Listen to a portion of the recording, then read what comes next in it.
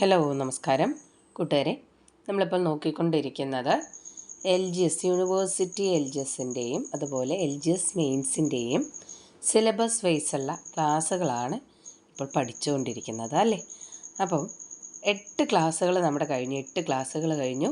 Second മൊഡ്യൂളിലെ പകുതി portions നമുക്ക് complete ചെയ്യാൻ കഴിഞ്ഞിട്ടുണ്ട്. അപ്പോൾ കുറച്ചുകൂടി പാഠഭാഗങ്ങൾ പഠിക്കാനായിട്ടുണ്ട്. നമുക്ക് ക്ലാസ്സിലോട്ട് കടക്കാം. 9ാം ക്ലാസ്സിലെ 6ാമത്തെ ചാപ്റ്ററാണ് സാമ്പത്തിക വളർച്ചയും സാമ്പത്തിക വികസനവും. സാമ്പത്തിക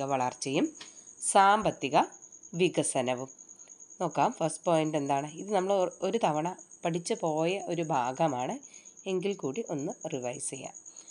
ഒരു സമ്പദ് വ്യവസ്ഥയിലെ സാധനങ്ങളുടെയും സേവനങ്ങളുടെയും ഉൽപ്പാദനത്തിൽ ഉണ്ടാകുന്ന വർധനവാണ് സാമ്പത്തിക വളർച്ച. ഒരു സമ്പദ് വ്യവസ്ഥയിലെ സാധനങ്ങളുടെയും സേവനങ്ങളുടെയും ഉൽപ്പാദനത്തിലുണ്ടാകുന്ന വർധനവാണ് സാമ്പത്തിക വളർച്ച അഥവാ എക്കണോമിക് ഗ്രോത്ത് എന്ന് പറയുന്നത്. സാമ്പത്തിക വളർച്ചയുടെ അളവുകോൽ എന്ന് പറയുന്നത് ദേശീയ വരുമാനത്തിലെ വളർച്ചയാണ്. സാമ്പത്തിക വളർച്ചയുടെ അളവുകോൽ എന്ന് പറയുന്നത് ദേശീയ വരുമാനത്തിലെ വളർച്ചയാണ്. ഒരു രാജ്യത്തിൻ്റെ ആകെ ഉൽപ്പാദനത്തിൽ മുൻ വർഷത്തെ അപേക്ഷിച്ചിട്ടുണ്ടാവുന്ന വർധനവാണ് ആ രാജ്യത്തിൻ്റെ സാമ്പത്തിക വളർച്ച. എന്താണ്? ഒരു രാജ്യത്തിൻ്റെ ആകെ ഉൽപ്പാദനത്തിൽ മുൻ വർഷത്തെ അപേക്ഷിച്ചിട്ടുണ്ടാവുന്ന വർധനവാണ് ആ രാജ്യത്തിൻ്റെ സാമ്പത്തിക വളർച്ച. അടുത്തത് സാമ്പത്തിക വളർച്ചയ്ക്ക് സഹായിക്കുന്ന പ്രധാനപ്പെട്ട ഘടകങ്ങൾ നോക്കാം. 1. വ്യാവസായികോൽപാദനം കൂടുന്നു. 2. കാർഷികോൽപാദനം കൂടുന്നു. 3. സേവന മേഖല വളരുന്നു. 4. വാങ്ങൽ ശേഷി കൂടുന്നു. അതായത് സാമ്പത്തിക വളർച്ചയ്ക്ക് സഹായിക്കുന്ന പ്രധാന ഘടകങ്ങൾ എന്ന് പറയുന്നത് വ്യാവസായികോൽപാദനം കൂടുന്നത്, കാർഷികോൽപാദനം കൂടുന്നതും, സേവന മേഖല വളരുന്നതും, വാങ്ങൽ ശേഷി കൂടുന്നതും സാമ്പത്തിക വളർച്ചയ്ക്ക് സഹായിക്കുന്നു. അടുത്തത് മുൻ വർഷത്തെ അപേക്ഷിച്ച് നടപ്പ് വർഷം ദേശീയ വരുമാനത്തിലുണ്ടായ വർധനവിൻ്റെ നിരക്കാണ് സാമ്പത്തിക വളർച്ചാ നിരക്ക്. മുൻ വർഷത്തെ അപേക്ഷിച്ച് നടപ്പ് വർഷം ദേശീയ വരുമാനത്തിലുണ്ടായ വർധനവിൻ്റെ നിരക്കാണ് സാമ്പത്തിക വളർച്ചാ നിരക്ക്, അതായത് ശതമാനത്തിൽ പറയുന്നത്. സാമ്പത്തിക വളർച്ചയോടൊപ്പം ജീവിത ഗുണനിലവാരത്തിലുള്ള ഉയർച്ച കൂടി ചേർന്നതാണ് സാമ്പത്തിക വികസനം. അങ്ങനെ സാമ്പത്തിക വികസനത്തിന് കുറച്ച് സൂചികകളുണ്ട്. പ്രധാന വികസന സൂചികകൾ ഏതെല്ലാമാണ്? 1. പ്രതിശീർഷ വരുമാനം. 2. ഭൗതിക ജീവിത ഗുണനിലവാര സൂചിക. 3. മാനവ വികസന സൂചിക. 4. മാനവ സന്തോഷ സൂചിക. അടുത്തത് വികസന സൂചികകളിൽ ലളിതവും ആദ്യകാലങ്ങളിൽ മുൻഗണന നൽകിയിരിക്കുന്നതുമായ പരമ്പരാഗത വികസന സൂചികയാണ് പ്രതിശീർഷ വരുമാനം. വികസന സൂചികകളിൽ ലളിതവും ആദ്യകാലങ്ങളിൽ മുൻഗണന നൽകിയിരിക്കുന്നതുമായ പരമ്പരാഗത വികസന സൂചികയാണ് പ്രതിശീർഷ വരുമാനം. പ്രതിശീർഷ വരുമാനത്തിൽ കണക്കാക്കുന്ന 2 കാര്യങ്ങളുണ്ട്. ദേശീയ വരുമാനത്തിൻ്റെ വളർച്ചാ നിരക്ക്, ജനസംഖ്യാ വളർച്ചാ നിരക്ക്. പ്രതിശീർഷ വരുമാനത്തിൽ കണക്കാക്കുന്ന 2 കാര്യങ്ങൾ: 1. ദേശീയ വരുമാനത്തിൻ്റെ വളർച്ചാ നിരക്ക്, ജനസംഖ്യാ വളർച്ചാ നിരക്ക്. ദേശീയ വരുമാനത്തിൻ്റെ വളർച്ചാ നിരക്ക് ജനസംഖ്യാ വളർച്ചാ നിരക്കിനേക്കാൾ കൂടിയാൽ പ്രതിശീർഷ വരുമാനം കൂടുന്നു. ദേശീയ വരുമാനത്തിൻ്റെ വളർച്ചാ നിരക്ക് ജനസംഖ്യാ വളർച്ചാ നിരക്കിനേക്കാൾ കൂടിയാൽ പ്രതിശീർഷ വരുമാനം കൂടുന്നു. 1979 പ്രയോഗത്തിൽ വന്ന പ്രതിശീർഷ വരുമാനത്തേക്കാൾ കുറച്ചുകൂടി ശാസ്ത്രീയമായ വികസന സൂചികയാണ് ഭൗതിക ജീവിത ഗുണനിലവാര സൂചിക. PQLI, physical quality of life index എന്നാണ് ഇതിൻ്റെ മുഴുവൻ പേര്. 1979 പ്രയോഗത്തിൽ വന്ന പ്രതിശീർഷ വരുമാനത്തേക്കാൾ കുറച്ചുകൂടി ശാസ്ത്രീയമായ വികസന സൂചികയാണ് ഭൗതിക ജീവിത ഗുണനിലവാര സൂചിക. ഭൗതിക ജീവിത ഗുണനിലവാര സൂചികയുടെ അടിസ്ഥാന ഘടകങ്ങൾ എന്തെല്ലാമാണ്? പ്രതീക്ഷിത ആയുർദൈർഘ്യം, ശിശുമരണ നിരക്ക്, അടിസ്ഥാന സാക്ഷരത. ഭൗതിക ജീവിത ഗുണനിലവാര സൂചികയുടെ അടിസ്ഥാന ഘടകങ്ങളാണ് പ്രതീക്ഷിത ആയുർദൈർഘ്യം, ശിശുമരണ നിരക്ക്, അടിസ്ഥാന സാക്ഷരത.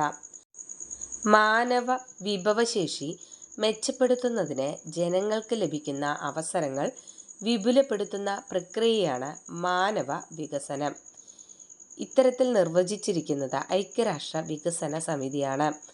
എന്താണ് മാനവ വികസനം എന്നതിൻ്റെ നിർവചനമാണ്: മാനവ വിഭവശേഷി മെച്ചപ്പെടുത്തുന്നതിന് ജനങ്ങൾക്ക് ലഭിക്കുന്ന അവസരങ്ങൾ വിപുലപ്പെടുത്തുന്ന പ്രക്രിയയാണ് മാനവ വികസനം എന്ന് നിർവചിച്ചിരിക്കുന്നത്. ഇത്തരത്തിൽ നിർവചിച്ചത് ഐക്യരാഷ്ട്ര വികസന സമിതി അഥവാ UNDP ആണ്. മാനവ വികസന സൂചിക HDI ഹ്യൂമൻ ഡെവലപ്മെൻറ്റ് ഇൻഡെക്സ്.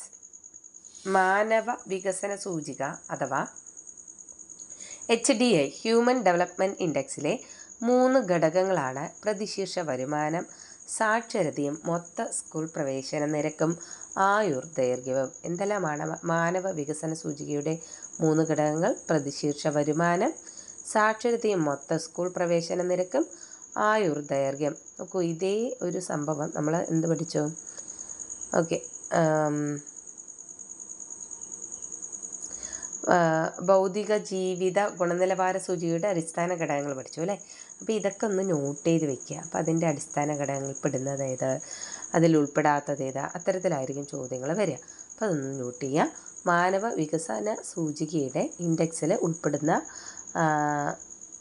3 ഘടകങ്ങൾ എന്തെല്ലാമാണ്?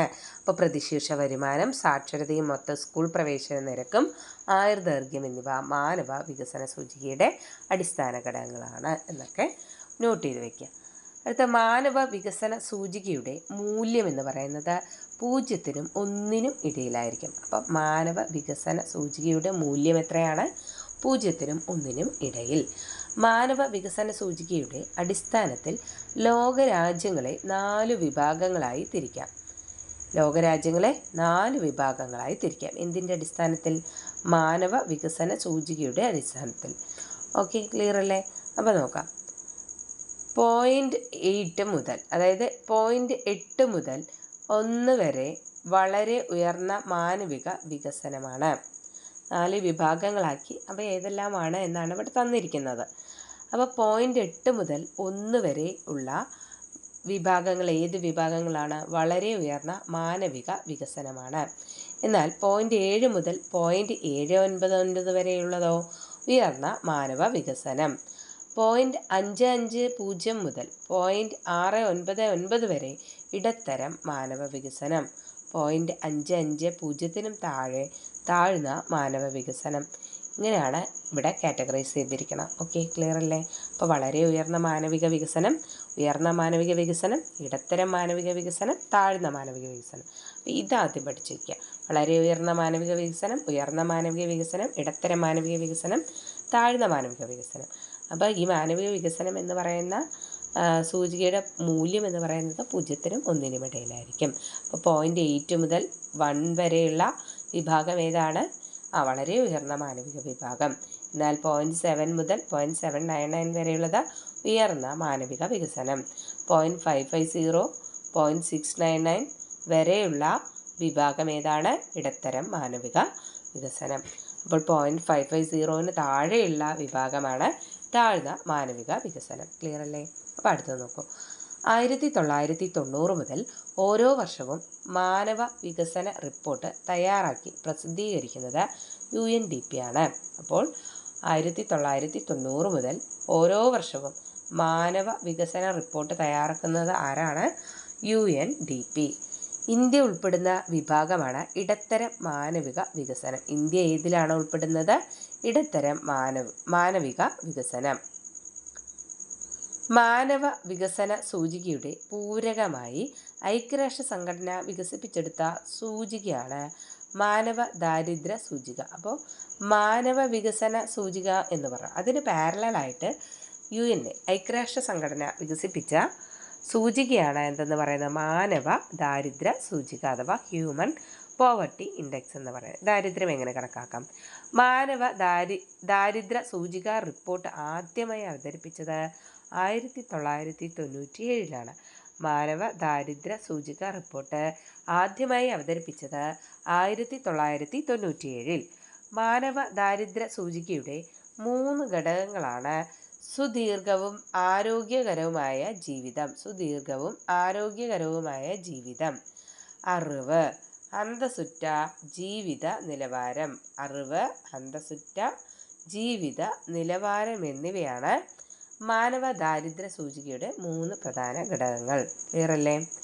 അടുത്തത് ഭൂട്ടാൻ വികസിപ്പിച്ച് ഐക്യരാഷ്ട്ര സംഘടന അംഗീകരിച്ച അല്ലെങ്കിൽ അംഗീകാരം നൽകിയ വികസന സൂചികയാണ് മാനവ സന്തോഷ സൂചിക.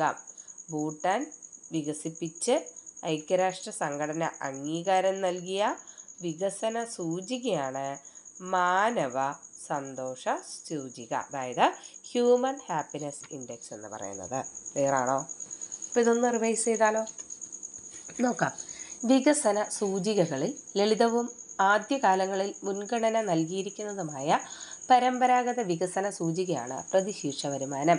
പ്രതിശീർഷ വരുമാനത്തിൽ കണക്കാക്കുന്ന 2 കാര്യങ്ങൾ ദേശീയ വരുമാനത്തിൻ്റെ വളർച്ചാ നിരക്ക്, ജനസംഖ്യാ വളർച്ചാ നിരക്ക്. ദേശീയ വരുമാനത്തിൻ്റെ വളർച്ചാ നിരക്ക് ജനസംഖ്യാ വളർച്ചാ നിരക്കിനേക്കാൾ കൂടിയാൽ പ്രതിശീർഷ വരുമാനം കൂടുന്നു. 1979 പ്രയോഗത്തിൽ വന്ന പ്രതിശീർഷ വരുമാനത്തേക്കാൾ കുറച്ചുകൂടി ശാസ്ത്രീയമായ വികസന സൂചികയാണ് ഭൗതിക ജീവിത ഗുണനിലവാര സൂചിക. ഭൗതിക ജീവിത ഗുണനിലവാര സൂചികയുടെ അടിസ്ഥാന ഘടകങ്ങളാണ് പ്രതീക്ഷിത ആയുർദൈർഘ്യം, ശിശുമരണ നിരക്ക്, അടിസ്ഥാന സാക്ഷരത. മാനവ വിഭവശേഷി മെച്ചപ്പെടുത്തുന്നതിന് ജനങ്ങൾക്ക് ലഭിക്കുന്ന അവസരങ്ങൾ വിപുലപ്പെടുത്തുന്ന പ്രക്രിയയാണ് മാനവ വികസനം എന്ന് നിർവചിച്ചിരിക്കുന്നത് ഐക്യരാഷ്ട്ര വികസന സമിതിയാണ്. മാനവ വികസന സൂചിക അഥവാ ഹ്യൂമൻ ഡെവലപ്മെൻറ്റ് ഇൻഡെക്സിലെ 3 ഘടകങ്ങളാണ് പ്രതിശീർഷ വരുമാനം, സാക്ഷരതയും മൊത്ത സ്കൂൾ പ്രവേശന നിരക്കും ആയുർദൈർഘ്യം എന്നിവ. മാനവ വികസന സൂചികയുടെ മൂല്യം എന്ന് പറയുന്നത് 0-നും 1-നും ഇടയിലാണ്. മാനവ വികസന സൂചികയുടെ അടിസ്ഥാനത്തിൽ ലോകരാജ്യങ്ങളെ 4 വിഭാഗങ്ങളായി തിരിക്കാം. 1.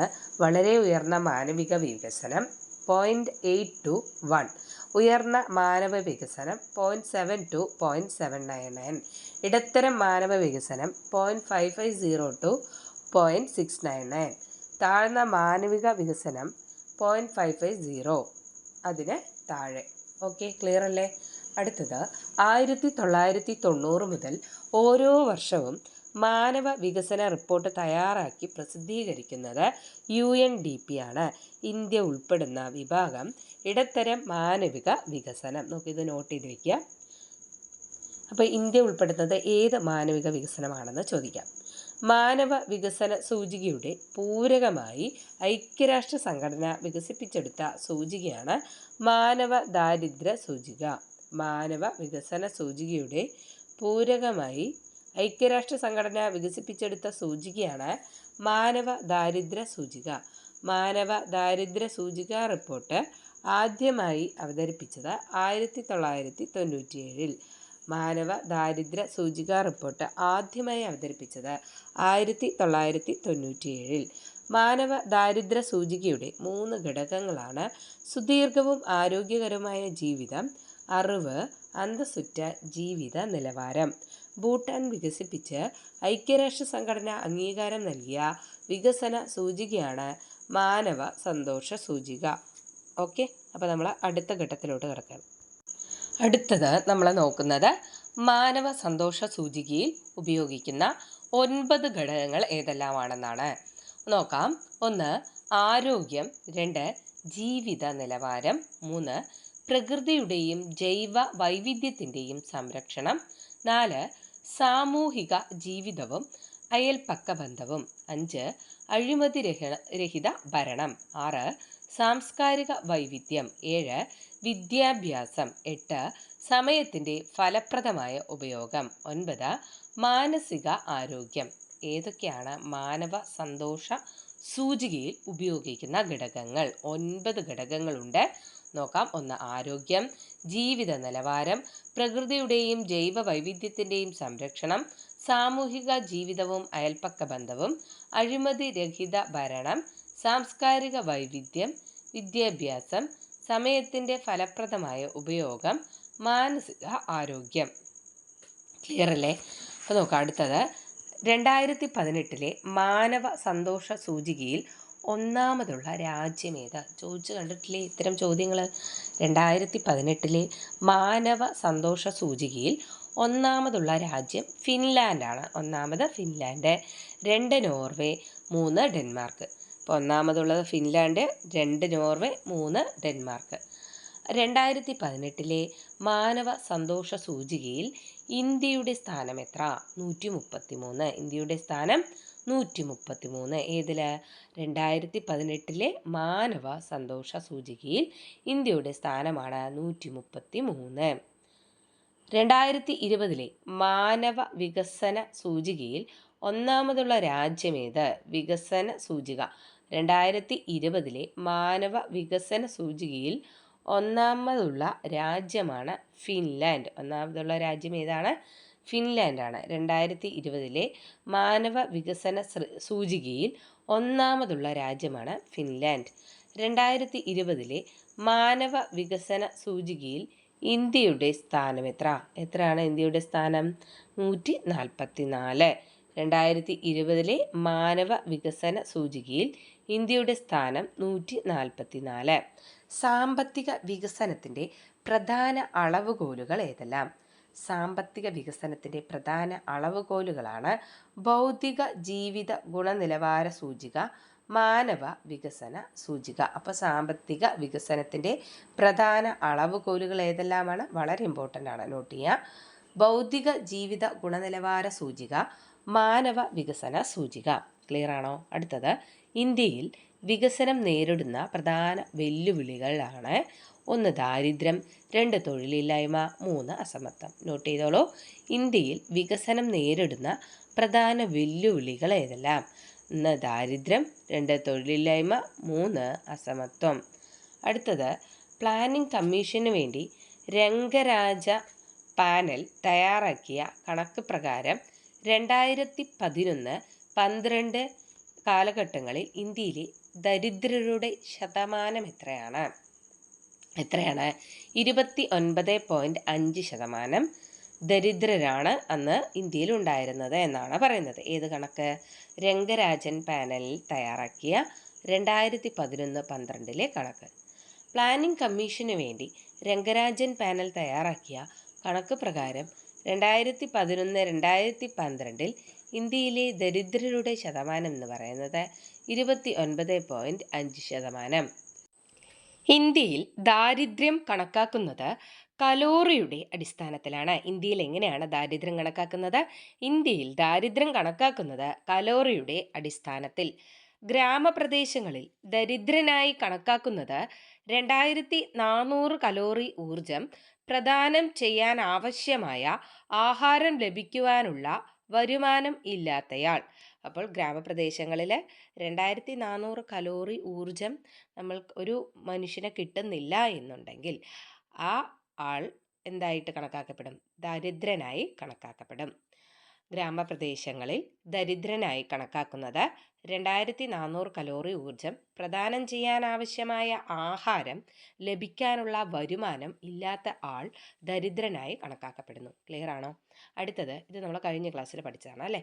അടുത്തത്, നഗരപ്രദേശങ്ങളിൽ ദരിദ്രനായി കണക്കാക്കുന്നത് 2100 കലോറി ഊർജം പ്രദാനം ചെയ്യാൻ ആവശ്യമായ ആഹാരം ലഭിക്കാനുള്ള വരുമാനം ഇല്ലാത്തയാളാണ് നഗരപ്രദേശങ്ങളിൽ ദരിദ്രനായി കണക്കാക്കുന്നത്. ക്ലിയർ ആണോ? അപ്പോൾ 2100 കലോറി ഊർജമെങ്കിലും ലഭിക്കത്തക്ക രീതിയിലുള്ള ഭക്ഷണ സാധനങ്ങൾ കഴിക്കാൻ ആൾ എലിജിബിൾ ആണ് എന്നുണ്ടെങ്കിൽ എന്തായിരിക്കും? അദ്ദേഹം ദരിദ്രനല്ല, അല്ല എങ്കിൽ ദരിദ്രനായിരിക്കും. ക്ലിയർ അല്ലേ? അടുത്തത്, ഇന്ത്യയിൽ 35% കൂടുതൽ ദാരിദ്ര്യമുള്ള സംസ്ഥാനങ്ങളാണ് ഉത്തർപ്രദേശ്, ബീഹാർ, ഉത്തരാഖണ്ഡ്, ഛത്തീസ്ഗഡ്, ഒഡീഷ എന്നിവ. ഇന്ത്യയിൽ 35% കൂടുതൽ ദാരിദ്ര്യമുള്ള സംസ്ഥാനങ്ങൾ ഏതെല്ലാമാണ്? ഉത്തർപ്രദേശ്, ബീഹാർ, ഉത്തരാഖണ്ഡ്, ഛത്തീസ്ഗഡ്, ഒഡീഷ. ക്ലിയർ ആണോ? അടുത്തത്, ഇന്ത്യയിൽ രൂക്ഷമായ 3 തരത്തിലുള്ള അസമത്വങ്ങളുണ്ട്. ഇന്ത്യയിൽ രൂക്ഷമായ 3 തരത്തിലുള്ള അസമത്വങ്ങളുണ്ട്. ഏതൊക്കെയാണ്? സമ്പത്തിലുള്ള അസമത്വം, വരുമാനത്തിലുള്ള അസമത്വം, ഭൂപ്രദേശങ്ങൾ തമ്മിലുള്ള അസമത്വം. അപ്പോൾ ഇന്ത്യയിൽ രൂക്ഷമായ 3 തരത്തിലുള്ള അസമത്വങ്ങളാണുള്ളത്. സമ്പത്തിലുള്ള അസമത്വം, വരുമാനത്തിലുള്ള അസമത്വം, ഭൂപ്രദേശങ്ങൾ തമ്മിലുള്ള അസമത്വം. അടുത്തത്, മാനവമുഖമുള്ള പരിസ്ഥിതിക്ക് ആഘാതമേൽപ്പിക്കാത്ത വികസന സമീപനമാണ് സുസ്ഥിര വികസനം. മാനവമുഖമുള്ള പരിസ്ഥിതിക്ക് ആഘാതമേൽപ്പിക്കാത്ത വികസന സമീപനമാണ് സുസ്ഥിര വികസനം എന്ന് പറയുന്നത്. വരും തലമുറയ്ക്ക് അവരുടെ ആവശ്യങ്ങൾ നിറവേറ്റാനുള്ള കഴിവിൽ കുറവ് വരാതെ ഇന്നത്തെ തലമുറ അവരുടെ ആവശ്യങ്ങൾ നിറവേറ്റുന്ന സമീപനമാണ് സുസ്ഥിര വികസനം എന്ന് നിർവചിച്ചത് ഐക്യരാഷ്ട്ര സംഘടന നിയോഗിച്ച ബ്രൺലാൻഡ് കമ്മീഷനാണ്. ആരാണ്? ബ്രൺലാൻഡ് കമ്മീഷനാണ് ഈ സുസ്ഥിര വികസനത്തിന് ഇങ്ങനെ ഒരു നിർവചനം നൽകിയത്. എന്താണ് സുസ്ഥിര വികസനം? വരും തലമുറയ്ക്ക് അവരുടെ ആവശ്യങ്ങൾ നിറവേറ്റാനുള്ള കഴിവിൽ കുറവ് വരാതെ ഇന്നത്തെ തലമുറ അവരുടെ ആവശ്യങ്ങൾ നിറവേറ്റുന്ന സമീപനമാണ് സുസ്ഥിര വികസനം എന്ന് പറയുന്നത്. ഈ ഒരു നിർവചനം നൽകിയത് ബ്രൺലാൻഡ് കമ്മീഷനാണ്. അദ്ദേഹം ആരാണ്? ഐക്യരാഷ്ട്ര സംഘടന നിയോഗിച്ച ഒരു കമ്മീഷനാണ്. ഓക്കെ, ക്ലിയർ അല്ലേ? അടുത്തത്, സുസ്ഥിര വികസനത്തിൻ്റെ 3 പ്രധാന ലക്ഷ്യങ്ങളുണ്ട്. സുസ്ഥിര വികസനത്തിന് 3 പ്രധാന ലക്ഷ്യങ്ങളുണ്ട്. ഏതെല്ലാമാണ്? പാരിസ്ഥിതിക ലക്ഷ്യങ്ങൾ, സാമ്പത്തിക ലക്ഷ്യങ്ങൾ, സാമൂഹിക ലക്ഷ്യങ്ങൾ.